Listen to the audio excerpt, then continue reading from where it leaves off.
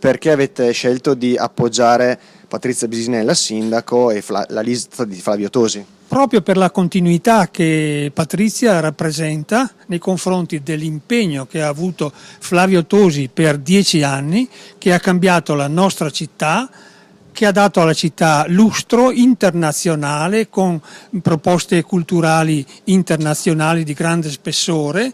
Ha fatto parecchio anche a livello di lavori pubblici, in quanto ha affrontato, nonostante la spending review, ha portato a casa delle proposte e dei lavori che sicuramente avrà accontentato parecchi cittadini di Verona.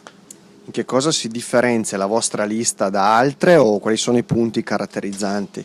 Ma certamente noi siamo proprio per difendere i pensionati veneti.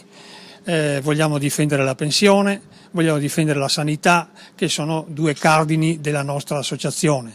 Però pensiamo che anche altri punti siano importanti, come la difesa del lavoro per i giovani, tutelare l'ambiente e la cultura. Naturalmente sappiamo tutti, siamo dalla parte della cultura, noi che siamo anche dei grandi fruitori di cultura. La cultura rende, dobbiamo pensarci molto bene, investire 1 a 6 la cultura. E poi il territorio, certamente il territorio dovrà essere tutelato, anche quello, perché abbiamo visto che c'è stata mancanza di organizzazione, di piani regolatori fatti raffazzonati, cose.